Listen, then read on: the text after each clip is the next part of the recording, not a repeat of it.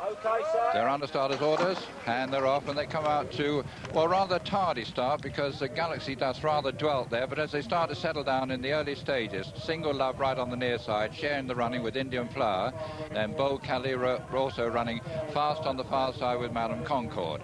And so running now through the first furlong, Indian Flower, Bold Kelly, then comes Subjective right up on the outside, on the near side, Single Love, just in behind them, Fatal Flare and also Seattle Serenade. But they're running now towards the halfway stage, and little change amongst the order of the leaders. That's still Indian Flower, just the leader. Then on the far side, Bold Kelly, Subjective right up with the pace. Then on the near side, Single Love. Just in behind them, then comes Fatal Flare and also Seattle Serenade and also Glory of Hera. And the one that's rather got tailed off now, in fact, two of them, that is Galaxy Dust and finally Madame Concord. But they have inside the final quarter, and as they come out inside the final quarter, it's Indian Flower still setting the pace. On the far side, Subjective, and comes Lester Piggott on Fatal Flare, trying to pick up ground. Now comes through to throw down her gauntlet, and as she does so, she takes up the running, and it's Fatal Flare now going away in great style as they come inside the last 100 yards. Lester Piggott on Fatal Flare now has got the race well and truly sewn up from stable companion, rather same ownership. Seattle Serenade in second and a race for third place. And so Leicester just sat and suffered just in behind the leaders as Indian Flower made the running, and also Single Love well up with the pace, also Bold Kelly as they came inside that final quarter mile. That's where Leicester made his move, took it up as they passed the furlong from home marker, and once in the lead, this filly really bolted for the line, and is indeed a very impressive newcomer. Well, she cost $1,300,000 as a yearling, and if she's anything to go by last year's winner, Pebbles, well, who knows, she could really make the grade and really look well worth that original purchase price. Well, Jim, that was an impressive performance by Fatal Flare. Let's go through the closing stages with you. Impressive indeed. The leader at the minute is Indian Flower, on whom Greville Starkey has tried to nurse over this distance. I don't think she really is as effective over this 6 as she was over the 5. She's probably best when allowed to bowl along, but she's leading the others at the minute. To the right of her is Bold Kelly and Glory of Hera, but it's the newcomers who fight out the finish in the end. Or one of the newcomers goes clear, the other one comes through for second. Fatal Flare at this point just squeezes through a gap between Indian Flower. Willie Carson follows him through, but before we picked up the replay, I thought Willie was just slightly checked in his run. It'd be interesting to see what the head-on looks like. But now Leicester's seen daylight on his filly and shaken her up. She's lengthened in tremendous style. Meeting the rising ground, she strides out very well and comes clear for a most impressive first success. Seattle Serenade runs on nicely too to get second close home and hasn't had a hard time. She'll improve, and I think they're both smart fillies in the making.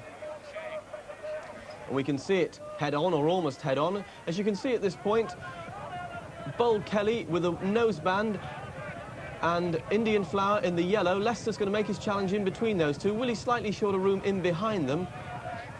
We're not actually in the best of positions here, but you can get some idea of the fact that Leicester's managed to wriggle through there, and once he's through, there's no problem at all. He comes clean away. Willie follows through the same gap and chases his filly along with hands and heels. She'll benefit from the experience. But Leicester just feeding the bridle to his filly, making sure she keeps hold of it. See her ears prick now as he relaxes his hands, and she's had a very nice introduction to racing and shown a lot of talent as well.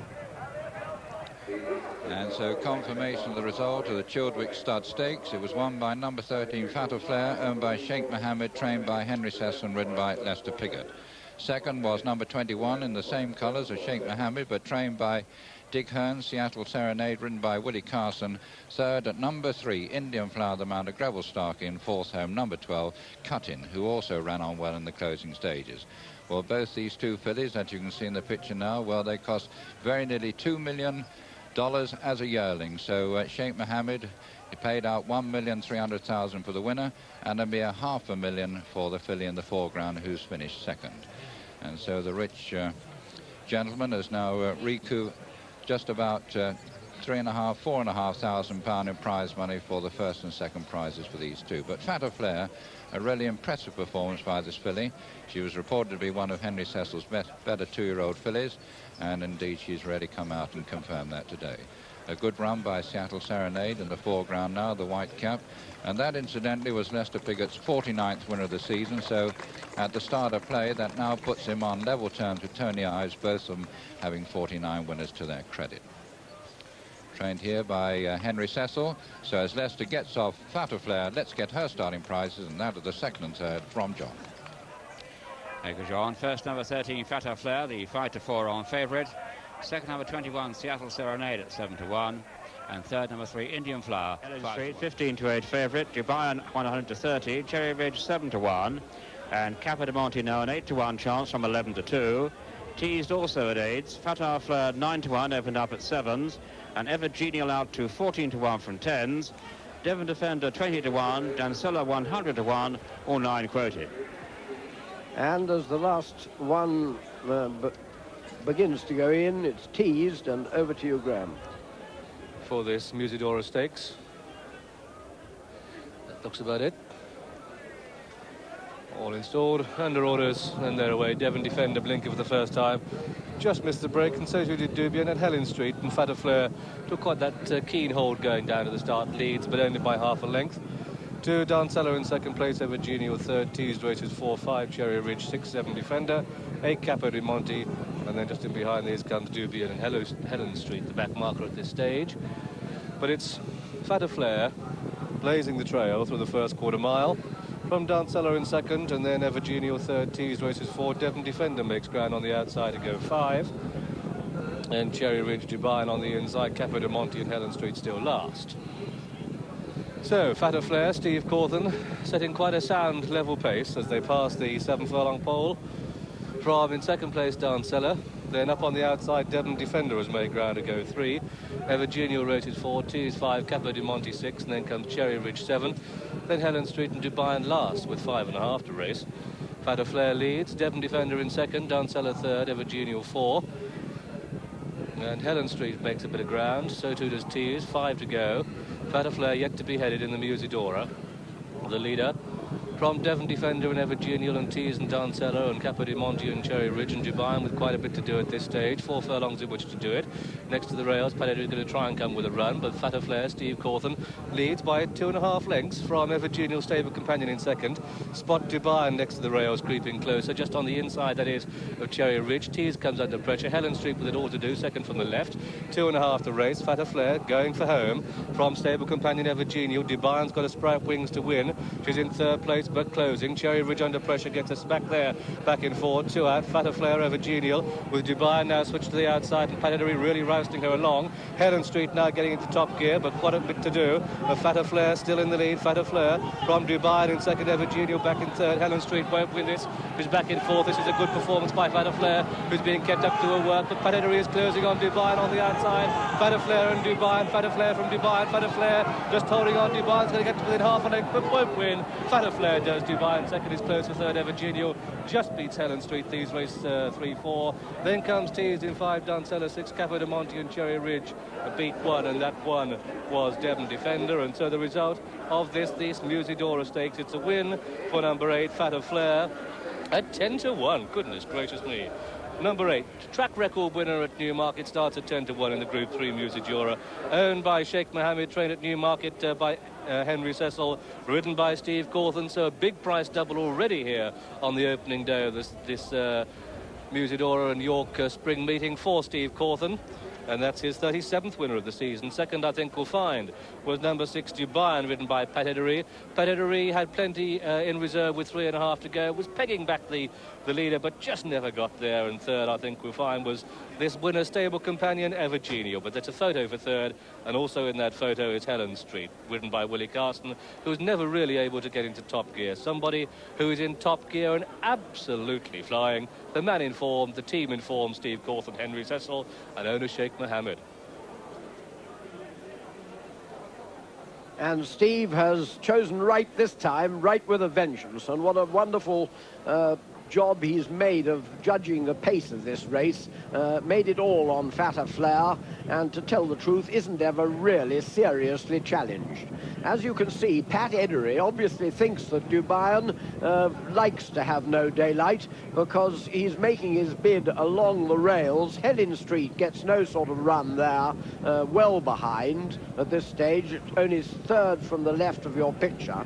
But Dubai has now got sufficient daylight on the far side, third to the 2 Henry Cecil stable companions, Fata Flare and Ever Genial. Ever Genial can't get to Fata Flare, so the question now is whether Dubai can, or whether possibly Helen Street Street might produce a miracle on the outside. She never looks like doing so, nor really does Dubayan, because Fata Flair runs on very, very well indeed throughout this last furlong. I would say that these are very likely two good fillies, because they go a long way ahead of the third, and Dubayan, you couldn't say she fails to get the trip. She keeps up to her work and holds her place, but it's not good enough to beat Fata Flair. Two good fillies, Jim, I'd say. Two very good. Well strung out, and the race run at a good gallop. Well, news from McCrick. Flair there in the Unsaddling Enclosure returned at 10-1, and she's the 7th filly to win the Musadora Stakes on her seasonal debut. The first was Noblesse in 1963, and more recently Barim, Last Feather, Optimistic Lass. All came here to York for the first time as 3-year-olds, and in they went, 10-1 Fata Flair. The second, Jubian, 100-30. 100-30 Jubian. The third, Evergenial, is 12-1. 12-1 Evergenial, and Helen Street, the bitterly disappointing Helen Street, the 2-1 favourite, and she's the 8th beaten favourite in the last 9 runnings of the Musadora Stakes. Now, only 2 Musadora winners have gone on to land the Oaks. They were Dick Hearn's Barim in 1980 and Paddy Prendergast's outstanding Noblesse in 1963, but the inaugural winner in 61, Amber Grease, of course, ridden by Jimmy Lindley, was beaten a length and a half in both the 1000 and the Oaks by Sweet Solera. As my noble lord said, that looked a pretty good Oaks trial. And Fata Flair there, 10-1, first time out. She'll be well back now for the Oaks. Well, Jim, Fata Flair, in her first race of her career, put up a remarkable time at Newmarket. You're a time form man. Just tell us about that. Well, she broke the 2-year-old track record, but there was a following wind that day, John, and although it was obviously an extremely good performance, there were other times that were fast on the day, so while it was a very good performance, it wasn't quite so outstanding as breaking the track record might seem. I would think the problem as regards her as an Oaks candidate is obviously her rather highly strung nature. She's a free-going filly, and she'd need to relax a little more to get a mile and a half, but obviously a very talented animal. Yes, she's a real good filly and a tough one. Let's see her starting price. First, number 8, Fata Flair at 10-1. Second, number 6, Dubayan, 100-30.